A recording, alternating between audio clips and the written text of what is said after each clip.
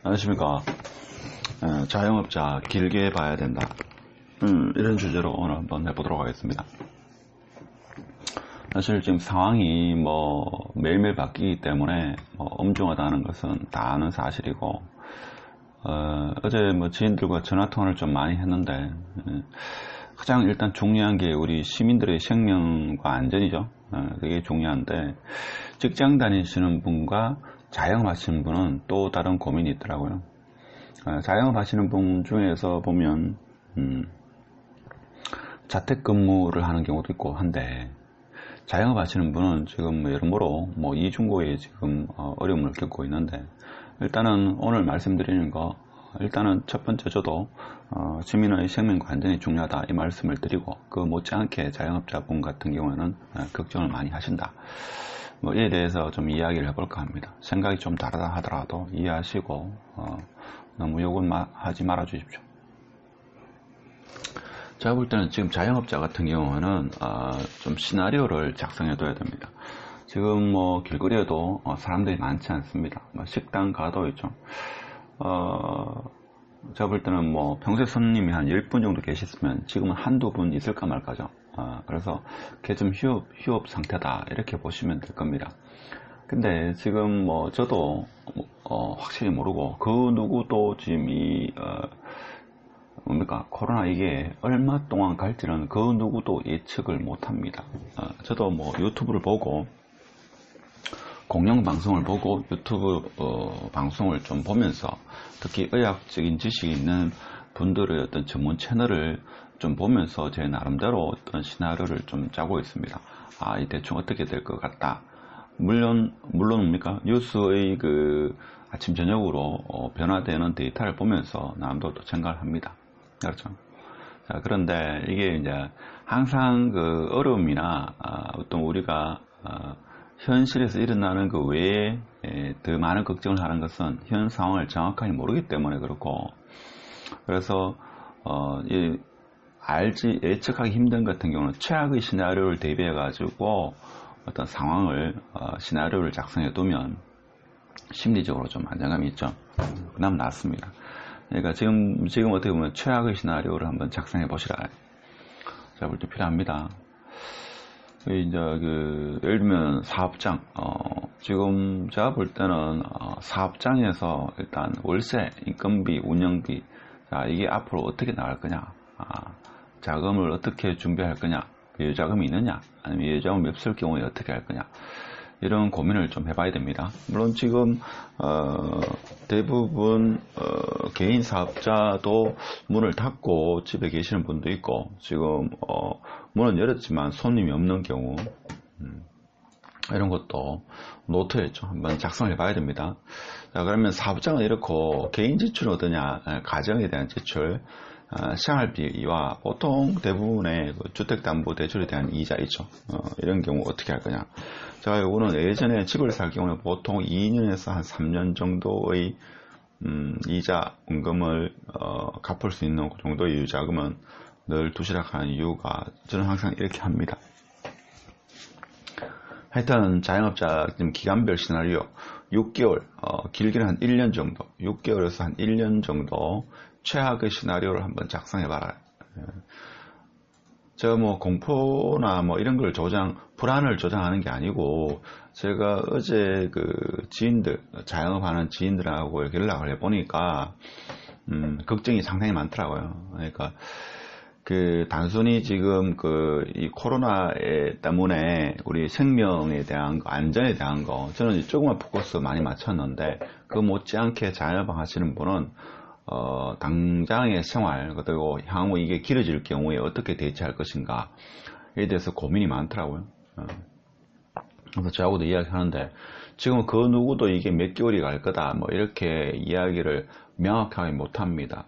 물론 이게 온도가 올라가면 바이러스의 활동이 약해져 가지고 사라진다, 이렇게 주장하시는 분도 있고, 근데 또 어떤 분은 그 근거는 명확하지 못하다. 인도 같은 경우에는 그런 경향이 없지 않지만, 타 국가, 예를 들면 싱가포르 같은 경우라든지 태국이나 베트남 같은 경우는 그렇지 않지 않느냐. 즉 고온 다습하다 하더라도 거기에 또 환자가 있지 않느냐. 특히 싱가포르는 환자가 많죠. 그래서 꼭 온도가 올라간다고 이게 바이러스가 없어질 것 같지는 않다. 이렇게 이야기하시는 분도 있고, 또 어떤 분은 이게 중국의 환자가 줄어들어야지만 우리나라도 같이 줄어든다. 이렇게 이야기하고, 그래서 환자들이 많이 발생해 가지고 항체가 생겨 가지고 이게 소멸되는 경우, 아니면 백신이 개발돼 가지고 소멸되는 경우, 뭐 이렇게 보시는 분도 있고, 다 다르죠. 그래서 저는 유튜브에 의사분들, 전문가분들이 이에 대해서 이야기하는 그런 영상을 보니까 모른다, 예측할 수 없다 하는 게 제가 볼 때는 가장 좀 타당하지 않을까 이렇게 생각합니다. 그래서 여러분이 어떤 업종 자영업을 하시는지 모르겠지만 업종별로 대응 시나리오가 있지 않겠나 싶습니다. 제가 볼 때는 지금 아동 있죠. 아동, 유아부터 해가지고 아동, 그다음에 어린이, 초등학교, 중학교, 대상의 어떤 업종이 제가 볼 때 앞으로 좀 힘들 수가 있지 않겠나 이런 생각을 합니다.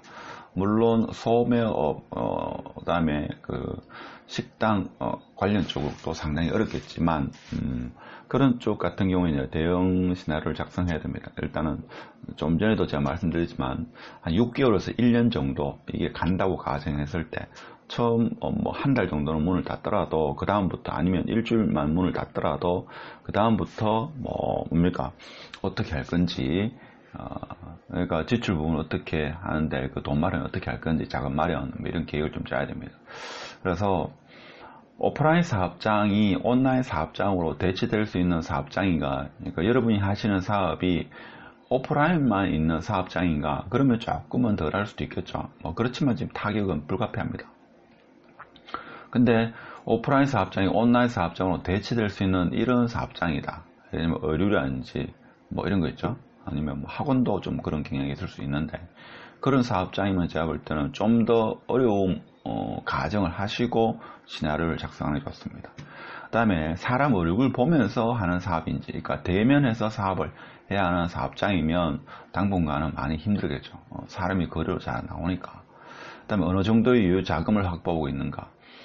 그러니까 이게 직장 다니시는 분은 이거를 좀 이해를 못 하시는데, 그러니까 잘 될 때도 있고 못 될 때도 있는데 어려움을 대비해 가지고 유효 자금을 있어야 되지 않느냐 이렇게 말씀하시는 분도 있지만, 막상 자영업 하시는 분 중에서 그렇지 않은 분도 상당히 많죠.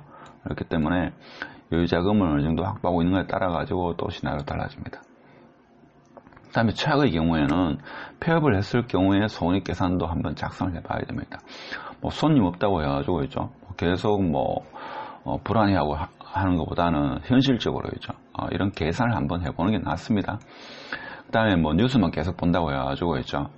환자만 계속 늘어나는데 그거 본다고 해가지고 나아지는 것도 없고, 케이스 바이 케이스로 있죠. 개별적으로 작성해봐야 됩니다. 이거는 그 누구가 도와줄 수 있는 상황도 아니기 때문에 개별적으로 작성해봐야 된다. 그리고 이제 계약 기간까지 영업 후에 폐업을 하는 경우도 한번 생각해 봐야 되겠죠. 그러니까 예를 들면 지금 당장 폐업을 해가지고 월세는 보증금에서 이렇게 차감되는 경우, 아니면 계약 기간까지 영업을 하고 그때 폐업을 하는 경우, 이때의 손실, 자금 여력 이런 것도 계산해 봐야 되죠. 그리고 이 시기가 지나가면 길게는 1년 정도 보고 짧게는 몇 달 갔을 때 이게 호전될 업종인가 이런 것도 한번 생각을 해봐야 되죠. 그래서 개별적으로 한번 지금 좀 해보셔야 됩니다. 제가 지인하고 몇 분하고 통화해 보니까 지금 강제적으로 집에 있다, 흔히 말하는 자가격리 상태다. 병이 있어서 그런 게 아니고, 증상이 있어서 그런 게 아니고, 이제 업을 못 하니까 집에 있는데 할 일이 없어가지고 뉴스 보고 잠을 자고 이렇게 한다 하시는데, 그러지 마시고 제가 볼 때는 한번 계산을 한번 해봐라. 그러니까 시나리오를 한번 짜봐라 이거죠. 이게 중요합니다. 제가 볼 때는. 자, 그래서 이번 사태의 영향을 덜 받거나 오히려 매출 상승한 업종도 있습니다.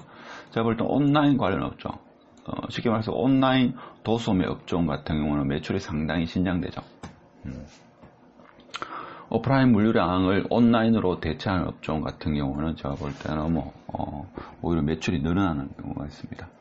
근데 대부분의 업종은, 이외의 업종은 장기 계획과 최악의 조건을 가정한 계획을 세워야 됩니다.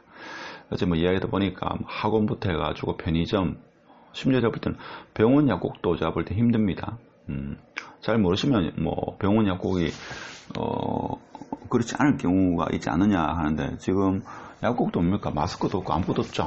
없고 병원도 지금 뭔가 하면 혹시나 그런 보균자가 병원에 내원해가지고 병원이 문을 닫게 되지 않겠는가, 이런 걱정을 많이 하십니다.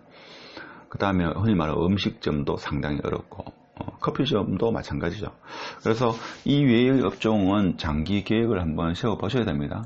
그 다음에 최악의 조건을 가정해가지고, 이런 상황에서 항상 최악의 조건을 가정해가지고 계획을 세워봐야 됩니다. 그래야지만 최악의 조건이 안 되면 좋은 거고, 최악의 조건을 생각해가지고 계획을 짜둬야 되죠. 이게 제가 볼 땐 중요합니다. 상당히 중요하니까. 오늘 일요일인데 다들 쉬고 계시는데, 이렇게 좀 좋지 않은 내용이라고 볼 수 있지만 어쩔 수 없습니다, 지금. 그래서 중요한 거는 이 시기를 감당할 수 있는 여유 자금이 어느 정도 있어야 됩니다. 그렇죠? 이거를 확보하고 있는지, 만약 확보하고 있지 않으면 이게 좀 장기화됐을 때 어떠한 대안이 있는지. 근데 정부에서도 지금 추경 예산을 생각한다 하니까 뭡니까, 자영업을 위한 대출이라든지 이런 방법도 강구하겠죠. 그래서 요건 제가 유담입니다만, 제가 예전에 있죠, 이런 생각을 한번 해봤습니다. 아는 지인과 이야기를 해봤는데, 무슨 이야기를 해봤는가 하면, 자영업자와 직장인의 여유자금이 어느 정도 됐을 때 이 심리적으로 안정감을 느끼는가에 대해서 해봤습니다. 그 당시에 자영업자 분도 있었고, 하여튼 이야기 해보니까 자영업자 분 같은 경우에는 일단 요 주제는 뭔가 하면, 자영업자와 직장인이 어떤 심리적인, 경제적으로 좀 걱정을 덜 하면서 심리적인 여유를 얻는 여유자금이 얼마냐 이야기입니다. 물론 많으면 많을수록 좋겠지만, 현실적으로 봐가지고 자영업자는 뭔가 하면 지금 어떤 업을 하고 계신다. 그게 편의점이든 학원이든 식당이든 어떤 업을 하고 있다 이거죠. 그러면 그 업을 다른 장소로 이동해가지고 새롭게 그 업을 할 수 있는 여유자금이 있으면, 그 자금만 있으면 일단 심리적으로 어느 정도 안정감을 취한다고 합니다. 예를 들면 내가 학원을 현재 하고 있는데 학원에 총 들어가는 비용이 만약 1억이다. 그러면 내가 이 자리에서 그만하고 계약기간이 만료되든지 어떤 사정이 생기든지 해가지고 다른 지역 가가지고 그 학원을 다시 할 수 있는 이 1억의 여유자금이 있으면 조금 심리적으로 안정이 된다고 합니다. 근데 이거는 1억이 될 수도 있고 2억이 될 수도 있고 5억이 될 수도 있고, 그거는 자영업종마다 다 다르겠죠. 그런 이야기를 한다고 합니다. 그 다음에 직장인 같은 경우에는 보통 뭔가 하면 현금이 한 1억 정도의 여유자금이 있으면 심리적으로 좀 안정감을 취한다고 합니다. 저도 예전에 좀 겪어본 상황인데, 통장에 뭡니까, 잔고 없는 상태와 어느 정도 여유자금이 있는 상태, 심리적으로 상당한 차이가 있죠. 상당한 차이가 있습니다. 참고하시고, 꼭 그런 건 아니고 이렇다는 것도 한번 참고해 보시기 바랍니다. 하여튼 제가 오늘 말씀드리고 싶은 거는, 일단 가장 중요한 거는 지금 코로나로 해가지고 우리 개인의 생명과 안전이 가장 중요하다. 자, 그렇게 말씀드리고 싶고, 직장인과 다른 자영업자 같은 경우에는 지금 이 기간이, 지금 이 상황이 얼마만큼 지속될 것인가, 이거를 최악의 시나리오를 생각해가지고 경비, 그 다음에 자금 여력 이런 거를 한번 짜보시라고 하는 겁니다. 특히 자영업자 같은 경우는 지금 자영업종에 매달 고정적으로 들어갈 비용과 가정에서 고정적으로 들어갈 비용, 이걸 생각을 해야 되죠. 생각을 해야 되기 때문에 지금 사실 특별히 할 수 있는 게 없고, 뉴스를 보면 볼수록 불안감만 더 증폭되기 때문에 우리가 이런 앞으로 흘러갈 상황을 자영업자 입장에서는 좀 알면 그래도 막연한 두려움보다는 좀 낫습니다. 그러니까 시간 나실 때 이렇게 한번 작성해 보시라는 것을 권해드리고 싶습니다. 예, 감사합니다.